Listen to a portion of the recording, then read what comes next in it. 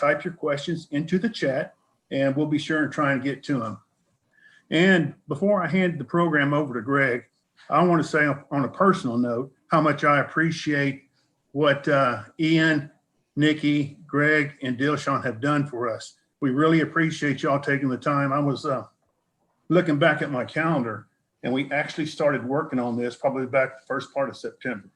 So it has been a lot of fun, but these guys have put a lot of time into it, and I hope y'all have enjoyed it. Now with that, Greg, I want to hand the program over to you. Rob, thanks so much. And we are grateful to be back here for this third session in which we're going to talk a little bit about how to put an end cap on a career path conversation, whether that's in the form of acceptance of a new role or continued activity, or maybe even making a safe departure in a conversation with an employer. Appreciate our panelists again. As you remember, Nikki Gibson, who is a 2011 graduate, Baylor's MBA program, is the Director of Talent Acquisition for JCPenney. Her second stint there has also had experience working in other great companies, Fortune 50 companies, J&J, Yum Brands, and others. Nikki's an undergrad from Mississippi State in chemical engineering, and then came to Baylor and got her MBA later in her career. Ian Marshall's with us. He's a 2014 graduate MBA from Baylor, and that helped him get the job he's at now at RealPage. He became the Director, VP of Organizational Training and Development for RealPage, which is a real estate software analytics company. Worked also at Hunt Oil and Coca-Cola, Southwest Airlines, lots of great credential and background. And then last but not least is Dilshan Rathniaka. Dilshan has both his undergraduate and his MBA from Baylor, and has had a number of very interesting positions in the kind of talent planning and strategic planning role, both with Aramark and Sabre, Ernst & Young for a period of time. Today, he's the Chief People Officer with Securonics, and he'll be leading our discussion. But as we get into it, I just wanted to say a word about the outcome that we hope for. We hope today provides you with some life hacks on how to do the career planning and the career development that you want to do. We want to debunk some myths maybe you're out there, and just give an honest conversation to you about how real professionals in the marketplace assess candidates and are viewing their own roles in that process. So get ready for a 30-minute workout, and then we'll have a chance for Q&A, as Rob mentioned. So please feel free to place your questions in that Q&A chat box, and we'll come back to it. Ephesians 2:10 has been kind of a driving conversation for us as a panel, that God really has prepared things in advance for us to do.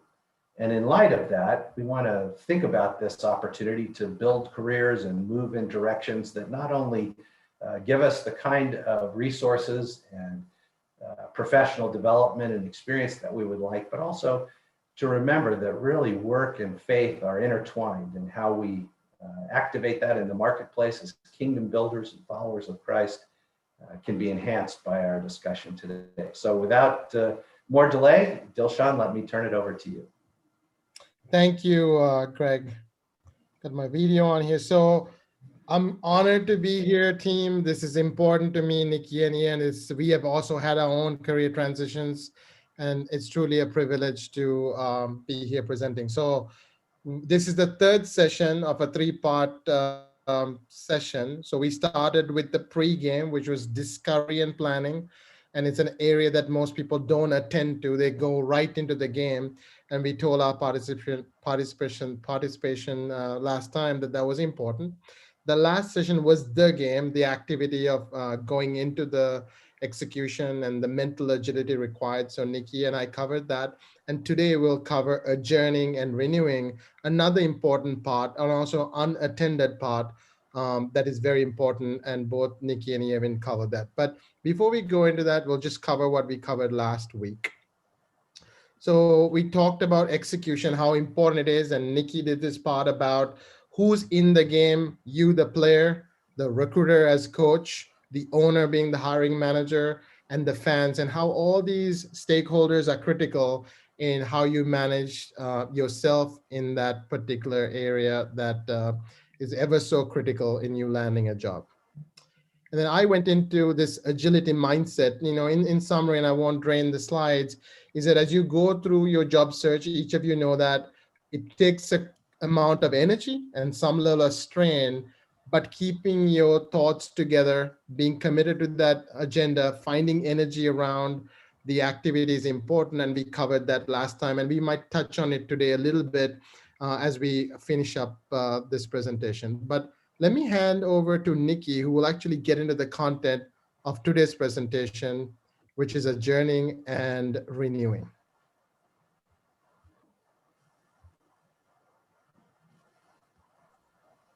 Thank you, Dilshan. And I'm going to echo what Dilshan said earlier before I jump in here. Super humbled and excited to do this series with these group of professionals. I think I've talked about this every day to my friends about how excited I have been to pull this together.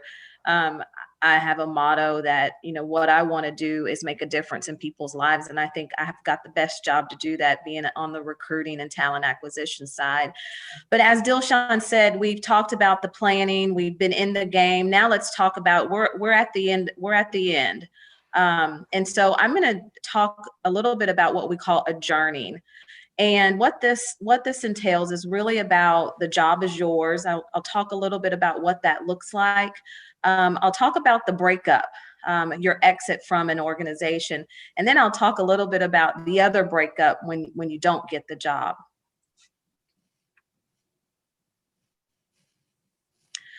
So when you think about the job is yours, there's always the scary part that as a recruiter, it's hard for us to just know that when we start talking about salary. So I want to talk a little bit about what negotiating is, and then, what does that thank you look like, and then the celebration.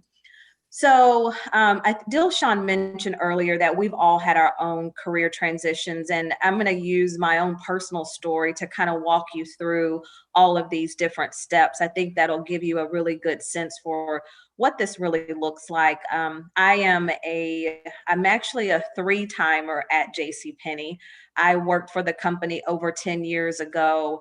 And I tell everybody, I remember walking through the doors of that huge building and thinking, oh my gosh, I've landed the best job in the best company ever.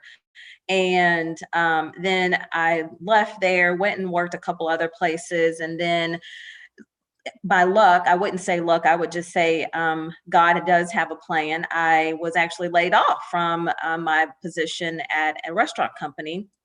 And because I had kept my networking contacts and kept in contact with people, I think I may have sent a couple of text messages and talked to a couple of people. But I remember being in my car driving to Mississippi to see my parents, and I get a call from somebody from JCPenney saying, hey, we got a contract role. So I spent a couple of months at JCPenney doing a contract role as a recruiter, and then transitioned into another company, an insurance company, prior to coming back. But when I was tapped for this particular role, I was surprised. And so we went through the entire process. And when you get down to the point where you're probably going to get an offer, a lot of times people don't know what to do. So kind of that first step is you really have to plan to do it no matter what. You know that you've gone through this interview process and you can't get all the way to the end and back out. So you have to know what you want what you're looking for. Another thing when you think about negotiating a salary, I know didn't I win our negotiation in our class, Dilshan? I think Ernie was the one I had to beat, but you never give your number first. No, and I say that, and I know it's like, as a recruiter, we want your number badly, but I'm going to give you the advice. Try not to give it first, because what you really want to know is the range.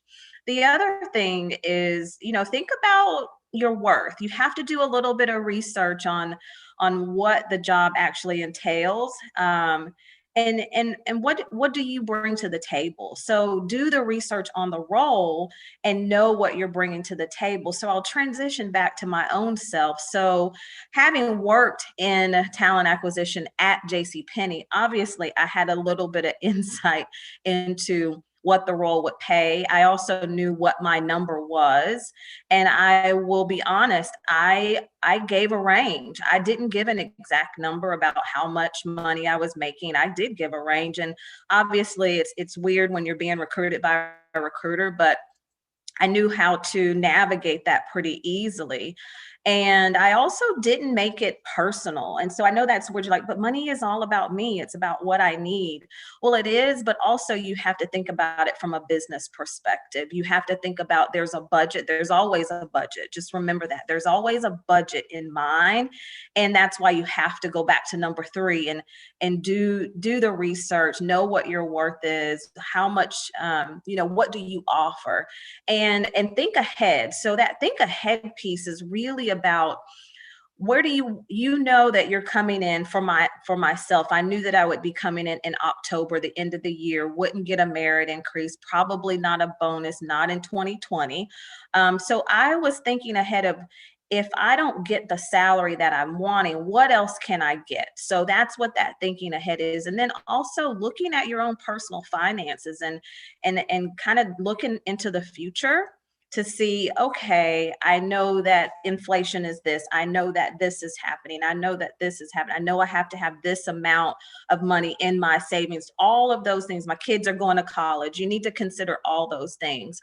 And the final thing is take your time.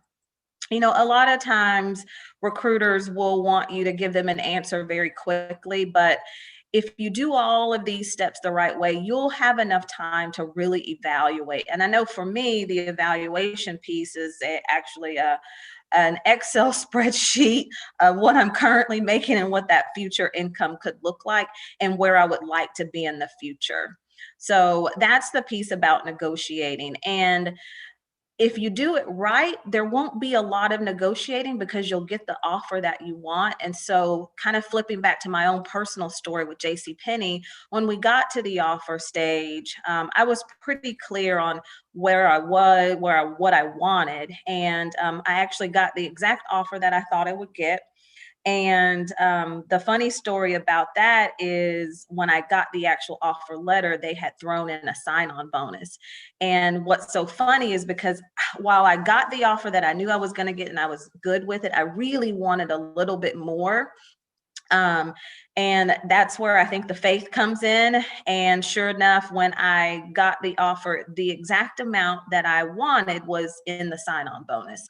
So I have to say that everything happens for a reason, and everything is destined for what you're supposed to get. So that next step from adjourning is the thank you. I think this to me is the most important part of the process in terms of the job is yours. Is you have to thank the coach, the owner, and your fans. And so if you were in the last session, the coach is the recruiter, the owner is the hiring manager, and the fans are all the people along the way that have been cheering you on or maybe not cheering you on. But it's really important to connect quickly, I would say, especially with the owner, your new hiring manager, and anybody that was in the interview process, whether that's a LinkedIn, making sure you connect with them on LinkedIn or sending them another personal note beyond the thank you note after the interview. And I say that here, making sure you connect with individuals on LinkedIn and not just connect, actually say thank you and let them know how excited you are to be a part of the team. And then I think the most important piece is the family, and thank your family for their support, because this is a journey. I don't take interviewing, the whole process and job hunting for granted, and your family is invested and so are your friends. So make sure that you thank them for their support. And then finally, the best part about it is the celebration. I think we forget that this is a big deal. This is a life-changing event when you get a new offer and you accept the offer. So you cross the finish line, reward yourself. Don't be afraid to reward yourself. I think we're very cautious sometimes not to be boastful, but this is a good time to just pat yourself on the back and just say, all right, I did this. And next, just take a breather and reflect. Ian's going to get into a little bit more about what happens when you're in the job, but just take some time to breathe and reflect and take a little time off too. you've got plenty of time to work, but you won't get that time back. And that was something that I was very dedicated to doing in this new role. I had already had a vacation planned. And while I started the week before my vacation, I said, hey, I really need to take this vacation because I just need to kind of decompress and relax. So hopefully that gives you a really good idea of what to do when the job is yours. So let's transition into what I'm calling the breakup. And the breakup is when you have to leave this great company, maybe, and how do you do that? A lot of people don't know how to do that. And so these are not in any specific order. These are just some recommendations that I have on what you should do. And so first thing is you got to tell your boss first. I have been on the receiving end of individuals who haven't told their boss first. And I would say when you think about your career journey and the footprint that you want to leave with an organization, your leader, your boss is the one that really kind of holds the key. And let's go back to the key from the last session where we're saying the hiring manager. So your boss is that person that holds the key to make sure that your footprint and your legacy that you leave, they can make or break that. Write a resignation letter. It's very tempting to not do that in these days, but it's a great way to say thank you for the opportunity to work. And again, it leaves a very nice footprint for who you are. Do it in person, and I put virtually because we know in 2020 we're doing a lot of things virtually. Have an end date in mind. That gives some good finality to it, and it also, I think it also allows the company to know, hey, they're serious about this. And then finally is phone your coworkers and your friends. And so I'll pause here and say, in my transition away from my previous company, I actually did all of these things. The one thing that I did with my boss is I actually asked him if I could actually phone my coworkers directly and he not tell them until I actually talked to them. And he was very agreeable to that. It's really, really important on how you leave a company and being very transparent. And I was very transparent and honest about my reasons for leaving and why. I was a little tight-lipped about where I was going, and that's kind of an individual choice. The choice was mine. I made that choice because that's just how I wanted to exit. But I also did tell him that I would let him know the day that I left where I was going. And for me personally, I just didn't want a lot of questions on, how's the company doing and all of these things. I wanted to be able to focus in on my last 3 weeks there. And so the final thing that I will say that you have to do, and Dilshan, if you'll click the slide. Nikki, before we go to the next one, can I ask you a real quick question? You can take it in Q&A. So you're talking about the breakup here. As I was sitting here, I was thinking about something else. I'm sure the audience thinking about too. When your boss says, I don't want to break up, I want you to stay. You can take this question at the end of the Q&A, but I want to make sure. No, actually, I will. No, very good. I figured someone would ask that question. So remember when I said you have to know, you don't get all the way to the end of a process and not be ready to break up. And so I don't believe in counteroffers, and that is just who I am as a recruiter. And I coach candidates on what a counteroffer could look like. And I ask them throughout the process, if they make a counteroffer, what are you going to do? And they should answer, they're not going to accept the counteroffer. So I did not leave any room for a counteroffer. And how I did that is I communicated my why. I was very clear, open, and honest on why I was making this decision and what I wanted from my career. And for me, what I wanted in my career is I wanted to get to that VP level, closer to that. And I was missing some experience to get to that level. And so I was very transparent about how I would be able to get to that level with this particular role. Thank you, Nikki. Appreciate that. You're welcome. Absolutely. And so I I've never been in a hot air balloon, but I love this picture. And so this is just my way of saying leave on a high note. I will say for me personally, one of my top 5 strengths from Strength Finder is I'm an achiever. And so I set goals every single day for myself to achieve something every day. And I gave the company 3 weeks notice. And I will tell you, I worked up until 5 o'clock on my very last day, which was a Friday. And I made an offer on my very last day to someone that my boss said, can you please do this for me? And I really wanted to leave early that day, but I said, absolutely, I can. And when you leave on a high note, you really, I would say for me, it's just the way that I operate, but you also don't leave room for any error on anything that anybody could say you didn't do. It's easy to slack off when you're leaving a company, but I personally would say always leave on a high note. And that sometimes might mean you may put in a lot more time than you had in the previous 3 weeks. And I will tell you, I think I worked 60-hour weeks those last 3 weeks because I was very, very focused on making sure I left the company and that role in a better place in those last 3 weeks. And then finally, in adjourning, it's the breakup when you don't get the role. And as I was thinking about what I wanted to share for this particular section, if you can go to the next slide for me, Dilshan, I wanted to share the 5 stages of grief. And I think a lot of people have probably seen this, but I think it applies really well to the not getting the job piece. And nobody wants to be declined or denied anything. And we take these things extremely personal.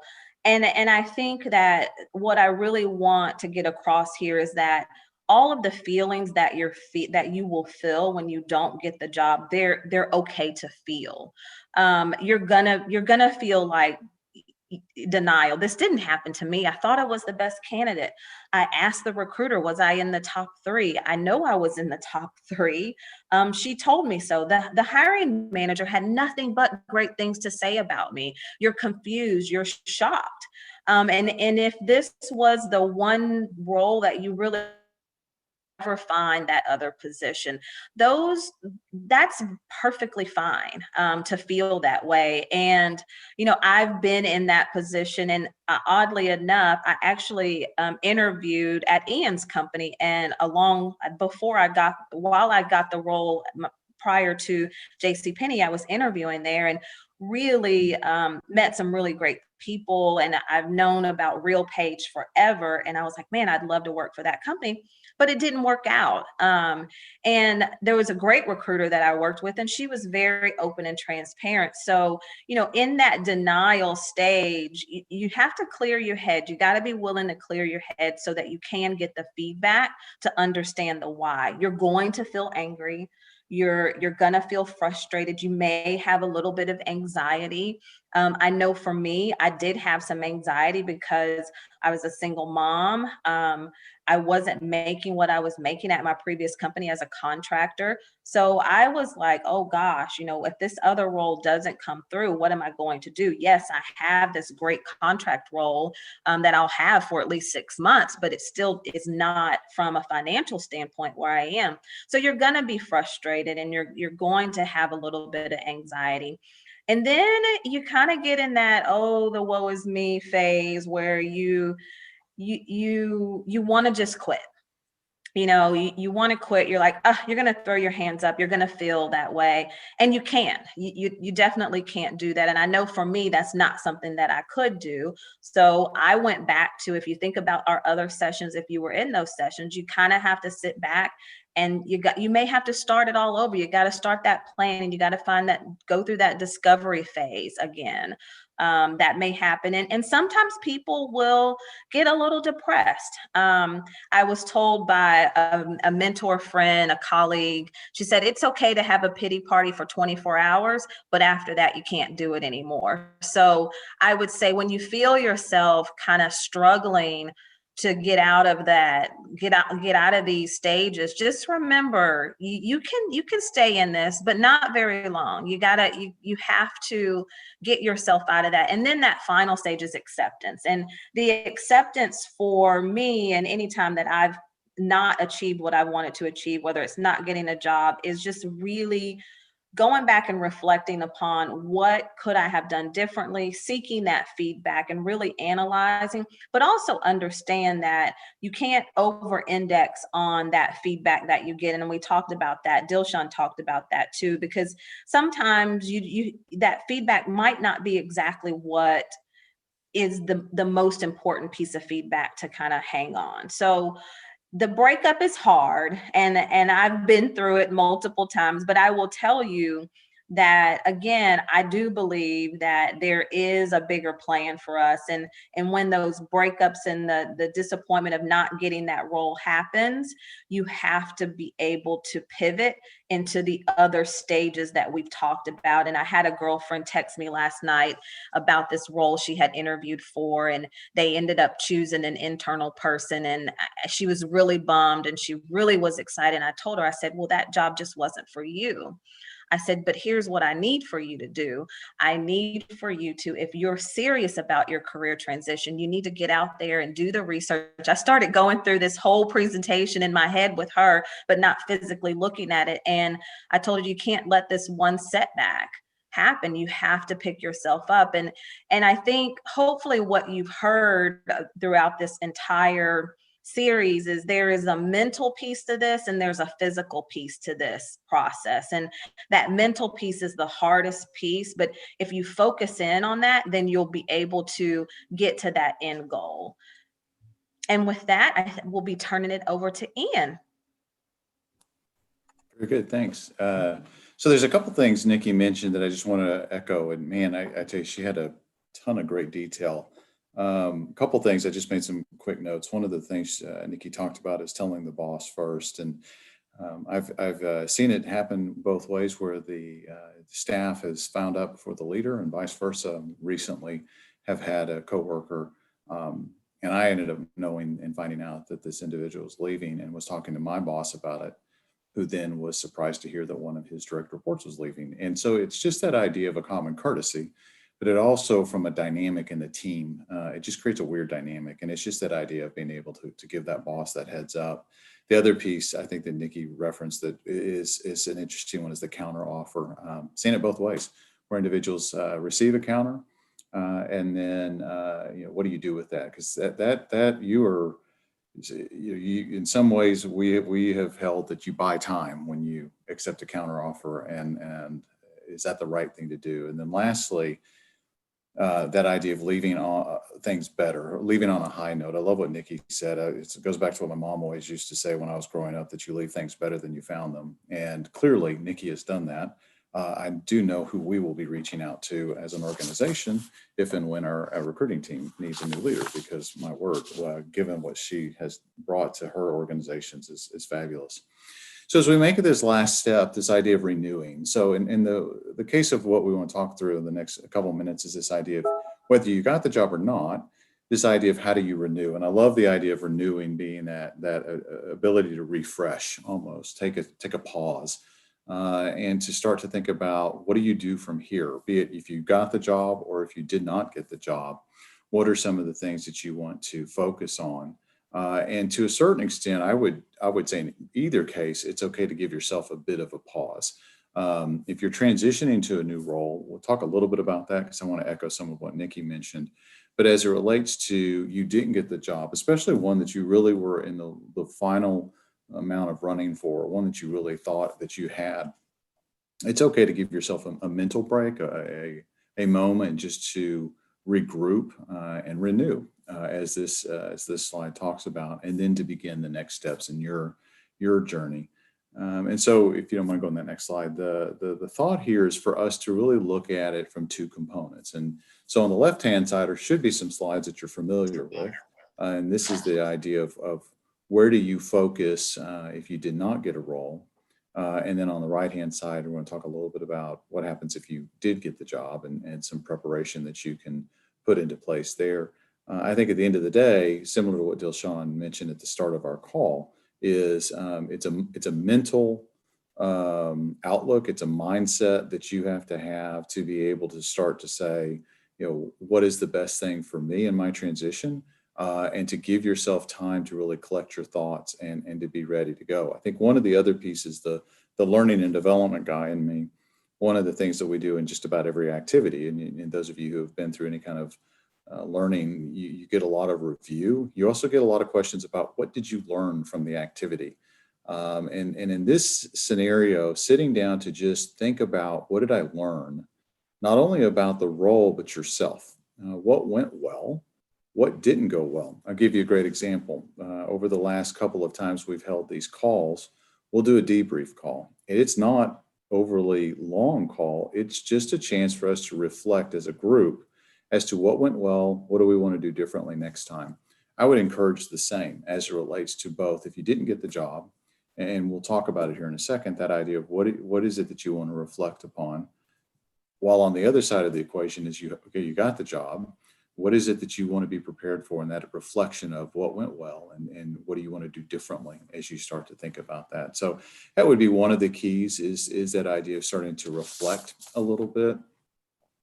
So as it relates to you didn't get the job, so some recommendations. So if you recall last month when Dilshan and I were talking through this particular portion of our presentation, we talked about the discovery, we talked about the planning. If you remember, we talked a lot about being able to drill down and document. We talked a lot about documenting. What is it that you want from a target company? What is it in geography, role, total rewards? One of the things I would encourage when you get to that point where and again, Nikki said such a great slide with that change curve, and being able to understand that you will have moments of frustration and anger and disappointment, all very natural human emotions to navigate through. And as you get to that point where you've accepted, and one of the things I like about that slide is acceptance is at a higher level visually than when you first find out the news. And that's, by design, you want to be able to be mentally higher than where you were when you found the news, is to go back and review your documentation, review what it is that you were thinking through during the discovery and the planning. And the thought here is to review it to see what still holds true. What is it that you really want out of the organization? You may have been working and thinking that you'd go into a certain industry or with a different organization to only find out it's not really what you want. You may find out that geography could now be open. It may have changed, or there may be some different factors along the way. I think that the two big one is the role and rewards. What is it that you found out during the process that you liked about what you heard or did not like about what you heard as you were going through the interview process? Again, it's that idea of just reflecting and then updating. Again, I wouldn't say this is something you do right out as soon as you get the news that you did not get the job, but to think about it after you've had a chance to process it and received a little bit of feedback. I think the other part of that is just the planning phase. If you remember, the visual here was there were 24 simple steps to planning, and we boiled it down to just a few. But I think one of the things to go back to is reflect on, who are you? What do you bring to the job? And what did you learn about yourself?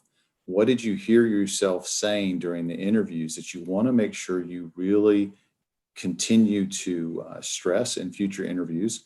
What are those things that may have come out that could have been a potential concern that you can build an action plan or how to mitigate those in a future interview? The other piece of that is your network. That network is huge. Nikki talked about it and how it's benefited her. I know Dilshan talked about it. I personally have as well benefited from that network. It's okay to tap that network again and say, hey, I'm still looking or in the process of still making those changes and getting back out there and tapping into that network. And then finally, Nikki mentioned this as well, this idea of being able to seek feedback. If you can get that feedback from the recruiter, if you can get whatever feedback that you can from those interviews is critical. Keep in mind, not every organization, not every recruiter is going to be able to do that. Some are a little uncomfortable, but if you can get those similar to what Nikki's skill set is to be able to give you that listen intently to that feedback. I think the other thing is just to simply think about the interview. You can be your own critic as to what you did well and where you can do better. And I think that's also a part of what is a way to continue the planning. So you really want to review the discovery as well as the planning. Give yourself pause and then get right back to it and start getting back into the process. And the good news is it's a journey. It's not a sprint. The bad news is it's a journey, not a sprint. So you have to be able to really pace yourself and give yourself permission to pause and then get back to it as you go through this phase. The other side of the coin is you got the job. You are now ready to transition. I think one of the things that Nikki mentioned that I want to echo is this idea of time off.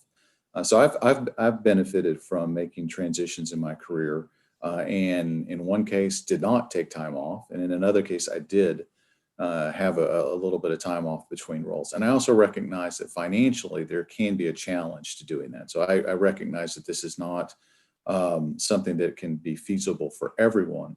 I will tell you, there is something about taking a handful of days beyond just a weekend to just genuinely give yourself time to decompress, to get the old role, the old deadlines, all of those things out from underneath you, to then begin to think about the new ones, and where it makes sense and where you're able to do that. I think the other piece of it is, as you start to plan, is to give yourself that pause.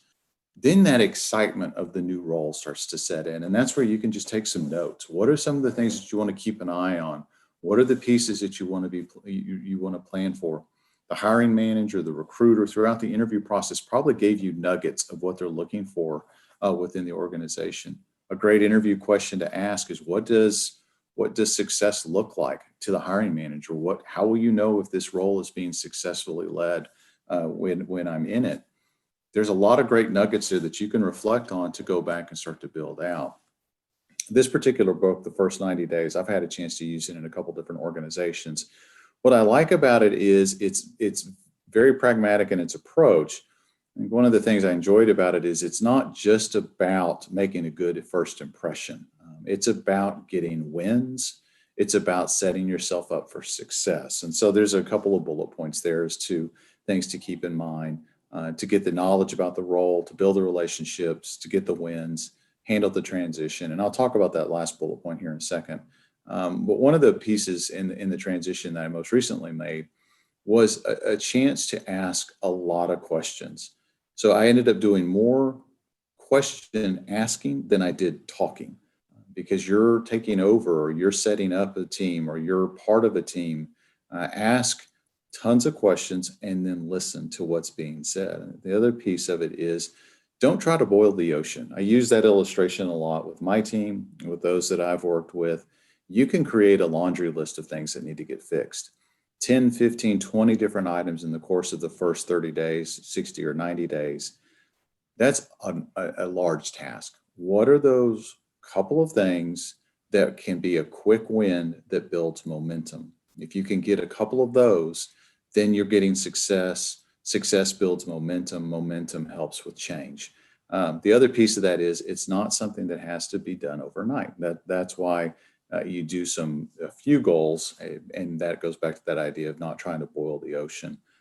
Now, the other piece of it that I just made some quick notes as I was thinking about this book is, don't underappreciate the political structure or social structure within the organization. During those first few weeks of settling in, it's okay to ask questions about who needs to know things before their decisions are made. To what extent do you have freedom to make those decisions? To understand the political structure, you're not going to get it completely, but an appreciation for it is always a good thing, as well as the social structure within the organization and what works and what doesn't work within the team. That last bullet point I added, and it's something that I've used. In fact, I have a call at the start of the hour. We have a new hire group that I'm welcoming as part of my role. There's an old quote, and I'm going to date myself. Jack Lemmon, who's a famous actor years ago, I've always enjoyed this. And his quote was something along the lines of, once you've made it to the top, be sure to send the elevator down. And one of the things I appreciate about that is that can be something that is a request made at any level. It could be at a leadership level.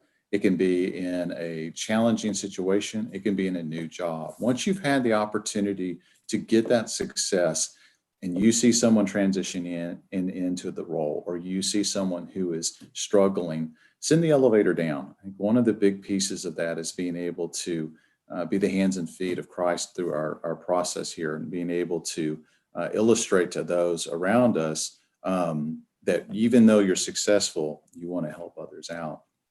And finally, I'll close with this.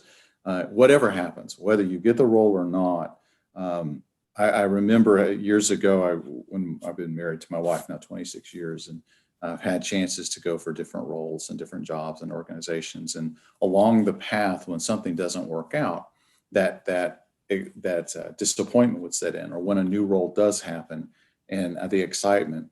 She always had the same illustration, which is, if this is God's will for us, then it will be a success. If it is not, then it won't work out. And so I would just leave you with that.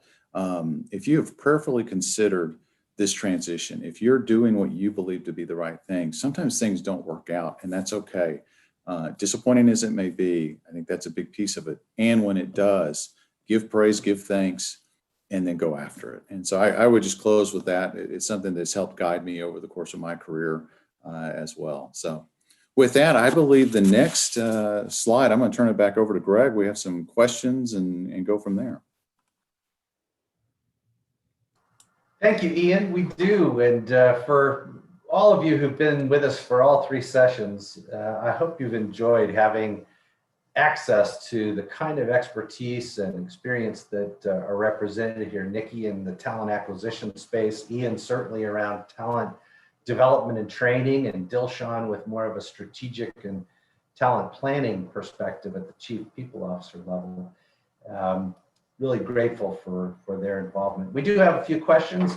The first one, Nikki, I think you might have addressed, but maybe you have another word or two to say about it. Just asking about when you're asked about what your salary requirements are as a candidate, what's the right way to respond to that? Is it asking what the range for the position is, or to say it's my expectation is commensurate with the position? Do you have any other phrases that you would offer up in that regard? Yeah, I actually like the phrase that asking for what the range is. I think that gives you a little bit of a baseline of what they can actually pay. But keep in mind, the next question that it's probably going to be asked is, hey, what is your salary? And I also think it's okay to go back with a range, saying, I'm looking for something in between the range of this. But as much as you can get the recruiter to tell you first what the range is, you can adjust your range accordingly. And I'm a pretty open recruiter, so I'm open to providing a range, but keep in mind that a lot of times we're not giving the exact full range. So sometimes there's flexibility. And if one of the answers is, hey, your range, if that range is not within your range, the best thing to do is be honest. Let that recruiter know, hey, here's the range that I was looking for. Is there any flexibility? And hopefully the recruiter will let you know that yes, there is, or no, there is not at the end of the day. Again, I am a pretty open recruiter. Sometimes different companies have different philosophies around how they share salary information. I've never worked for a place where you can't at least give a wide range and kind of drill down as you go through. But if you have it in your mind that you want something and that range is not close to what you want, you need to speak up. Well, in another, kind of pivot question, answering a question, if you're asked what your expectations are, I often have candidates say to me, well, it depends on the full total compensation package, benefits, long-term compensation. Tell me a little bit about where you guys are in that regard. So again, just a soft pivot. Yeah, and I would also say that it can't always be about salary. I know that's a major component, But I know for me as a recruiter, when I'm talking to candidates, I am actually trying to understand what's motivating you to make a change at this time. And so I'm drilling down and I'm digging deeper. And as a candidate, you need to stay true to what you're communicating to a recruiter. So if your motivation for changing a job is you want this, and this, and it also is salary throughout the entire process, you should be saying that, because I will tell you, we are verifying notes as you go through the process, and we're checking and we're making sure that you're not telling one person one thing and somebody else another thing. So just keep that in mind. And in your planning, you should have the top 3 to 5 things that you're looking for and what it is you want in that next opportunity. Let's move to another question. We've got about 10 minutes left. Just when seeking employment, what's the best way to handle questions in an interview about why you want to leave your current employer, even if it's maybe an unfavorable environment? How would you express that to a recruiter in a way that would be uplifting and not seem like you were sour grapes? I mean, I'll jump in just real quick, just from personal experience as well as what I've seen with candidates, is the transparency. I just, appreciate the fact that someone's just fully transparent with why they're leaving. I think you can say things without throwing people under the bus, and I think that's a critical piece, because personally, when I've interviewed people and they've told me why they're leaving, and it has to do with the negative comments about the leader or the organization or trust, I tend to see that as a flag versus someone being honest about, this is, I'm ready for a transition, looking for more experience, whatever the case may be. You can say things without being a negative reflector of an organization and still hold true to who you are, that you want a different role, different sort of development. So I'll give some practical examples, because I literally went through this recently, and I would say, you could say stuff like, hey, I'm looking for a transition because I want to be my best in my current environment. That is not something that's possible. I believe that this environment that you have is much more conducive to my skills. I've done my homework, and that's why. So instead of you're running away from something, you're running to something. And that's kind of the way they pitch. And if somebody goes one click into Ian's point, you could say, hey, look, what new environment means, instead of the consulting speak, is currently my supervisor and I don't have a good match. And I believe, supervisors are important in career destiny. And at this point, I believe that this is important for me as I look at my future to make this shift. Most people are very empathetic, because all of us have had situations that have not worked out. But that's the way I've tackled some situations. And those are the kind of the elevator pitches you can use to frame it instead of looking at it from a negative perspective. Another question is about comp ranges. How can do you have tools or ideas about how individuals can look for objective data that might have comp ranges or standard comp packages for positions that maybe are at a more executive level? I mean, I'll take one. Nikki can give her perspective. Usually, my friends and family tell me more information than any database that I have. So my network gives me a pretty good idea of the range. And if you have that network, you could say something like, I'm looking to benchmark this job. What do you think is the total comp in this area? And you get a ton of stuff.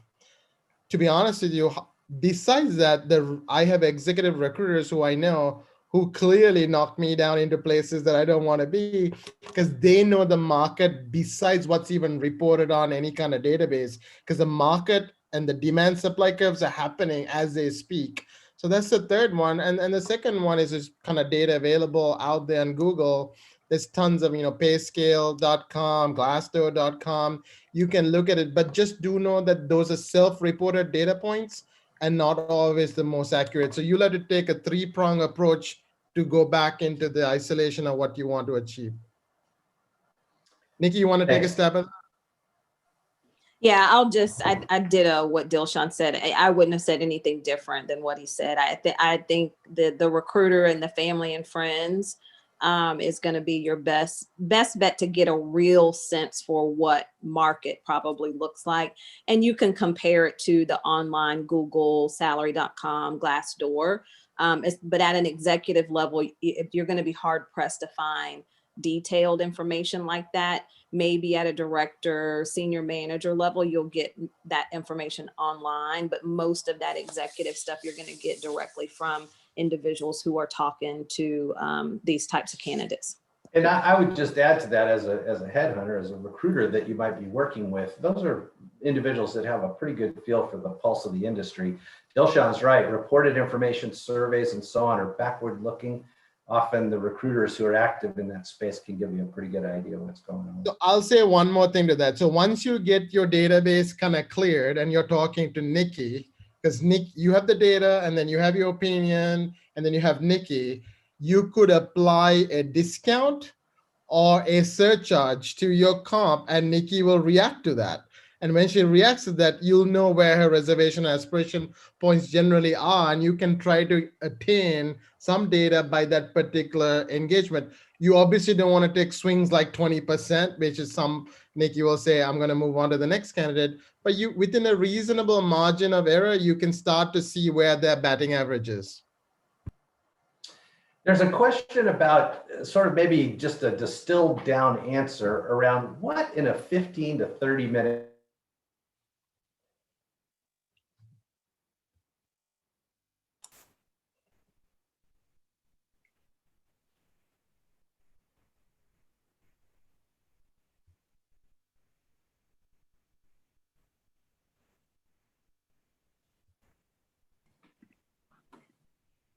Can you guys hear me?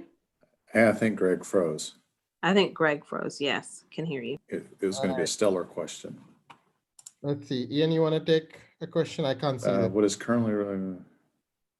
a recruiter really looking for in a 15 to 30 minute screening interview? All right, Nikki. What are you looking for? All right. I'm This so one goes sorry. back to me. No, I lost my connection there, but what is That's that a- recruiter looking for in that 15 to 30 minute conversation? So a recruiter is looking for, so we do what we call an intake session. So we are actually sitting down with the manager and we want to know, hey, what are those top 3 to 5 skill sets that you're looking for? So we're asking about those top 3 to 5 skill sets, but then we're also looking for culture fit. We're obviously screening your resume. We've already done that, but those are the things that we're going to get in a quick just that really quick screening. Now, if it's a little bit more detailed, then we're probably going to dig a little bit more into some behavioral questions, really trying to get some examples to share back with the hiring leader. But really in a 30-minute interview, that's all we're looking for is culture fit and kind of hitting those top 3 to 5 skills that the manager is looking for to get you to the next step. Last question, if you guys don't mind, let's just do rapid fire across all 3 of you. What is the right way to get feedback from an interview where things didn't turn out the way you hoped? What's the best question or series of questions that you can ask as a candidate that'll get you the most relevant feedback? I'll just quickly say, for me, it's been when a candidate has reached out just one off and said, I understand I wasn't selected, appreciate the opportunity. Can you give me 1 or 2 pieces of feedback? Rather than giving me a list of things, what's 1 or 2 items that when compared to the candidate that was selected that you can provide me, because for the betterment of my ongoing career. Dilshan, Nikki, anything to add to that in the last minute or so? I would say the same thing, right? I mean, people are a little bit hesitant. We live in a very litigious society, so people are holding back. But if you can bring the sincerity saying, hey, look, I get it. I'm moving on, but one of my moving on is I want to be a better at this engagement. You mind sharing it? And you need to be okay with the person pausing and saying, they don't want, you almost want to put the person at ease saying, I understand if you don't want to answer this, but I would appreciate the gift. That's it. That's a wonderful way to ask. Yep. Agreed. Well, we're at the end of our time for today, and I want to thank everyone who's attended. Many of the names I see on our participant list have been with us throughout the 3 sessions. We appreciate that so much.